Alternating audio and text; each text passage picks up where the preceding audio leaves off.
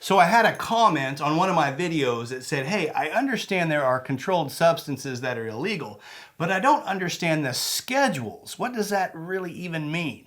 And as I started to type, I thought, well, heck, why don't we just do a video on that very topic?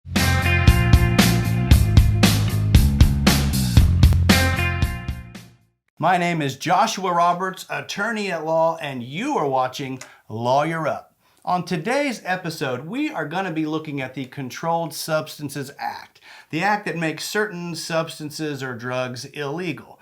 And we're specifically going to be looking at the scheduling system. They have a scheduling system from 1 to 5 that indicates, at least in the government's opinion, how dangerous a particular substance is. We're going to look at those schedules, and we're going to talk about the drugs and where they fall on that schedule, and we're going to look at some of the ones that really don't make a whole lot of sense. Now remember to like, comment, subscribe, and share me on social media. And if you want to support the channel, we've got merch, we've got hats, we've got Lawyer Up t-shirts, we've got coffee mugs. You can find the link to purchase those in the description below. Now, the Controlled Substances Act was passed in 1970, signed into law by President Nixon, and it regulates various drugs and their immediate precursors, and that's the substance that's used to ultimately make that drug. Now, controlled substances are those that for medicinal purposes you have to have a prescription for, or that are just downright illegal for all purposes.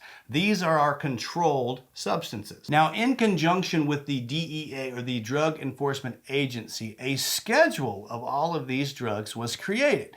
And the schedule, in essence, puts these controlled substances into one of 5 slots. And in scheduling these drugs, there's essentially 3 factors that the government looks at. They look at the potential for abuse of the drug. They look at any accepted medical or medicinal uses for the drug. And then they look at the potential for addiction. Now, obviously, the potential for abuse and the potential for addiction are kind of the same things. So what you're looking at is how bad is the drug, how addictive is it, and then are there any, approved medicinal purposes or uses for that particular controlled substance. Now, when you look at the schedule from 1 to 5, Schedule 1 drugs, those are the ones that are classified as having a high potential for abuse, a high potential for addiction, and no medicinal purposes or benefits from these drugs. Now, when we look at the drugs that are actually scheduled as Schedule 1 controlled substances, you realize, if you know their history, that a lot of them originated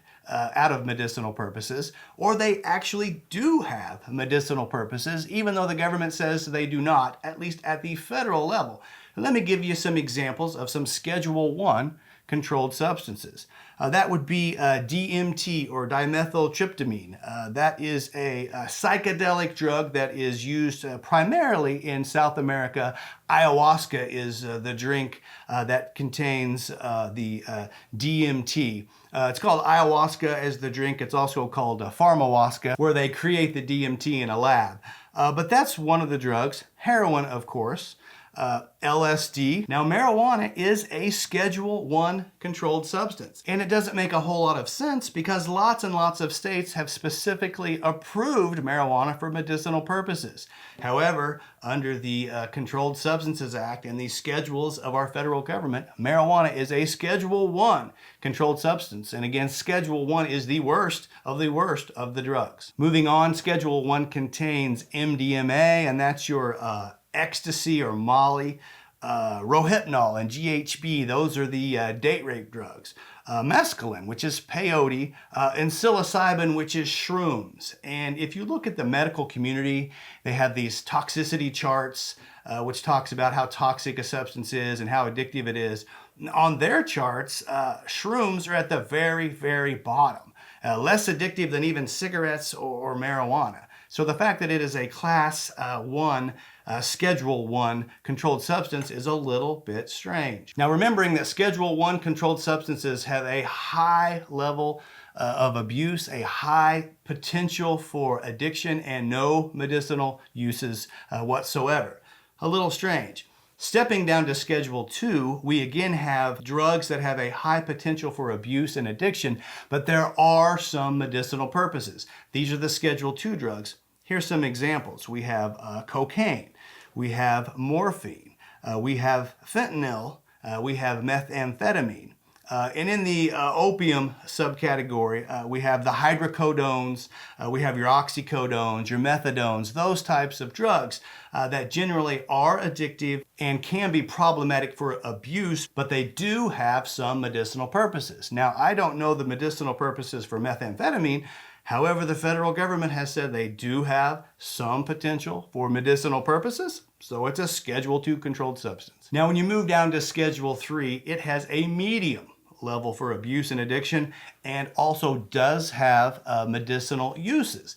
Some examples of a Schedule III controlled substance would be anabolic steroids. These include the barbiturates, which are essentially sedative or anxiety medicines. This is Suboxone, which is used for opium addiction. And then the phenobarbital, which is generally used to treat epilepsy. Those types of drugs are Schedule III controlled substances. Now, Schedule IV says it has a moderate potential for abuse and addiction. Now, Schedule III above it was medium, and Schedule 5 below it is low, and so moderate, I guess, is like ordering your steak medium rare. I don't know. It's a lower level still as far as the potential for abuse and addiction. Now, some examples of Schedule IV controlled substances are your benzodiazepines, and these are your anxiety medicines, Xanax, Klonopin, Valium, Tramadol, these types of drugs. Those are your Schedule IV controlled substances. And last but not least, we come to Schedule V, and these are the low level for abuse, low level for addiction, and also a medicinal purposes. And the big things that you see in Schedule V is codeine. Codeine in the cough suppressant area or the antidiarrheal area. That's the big one as far as Schedule V goes. So that's a quick summary when we're looking at the Controlled Substances Act, and those are the substances that are controlled by the government.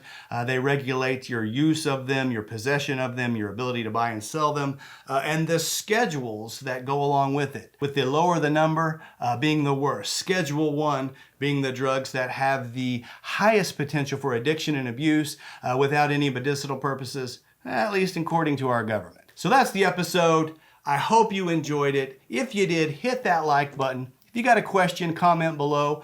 Remember to share me on social media and subscribe to the channel if you haven't. I appreciate you watching. Again, my name is Joshua Roberts, and you've been watching Lawyer Up. Send lawyers, guns, and money. Dad, get me out of this.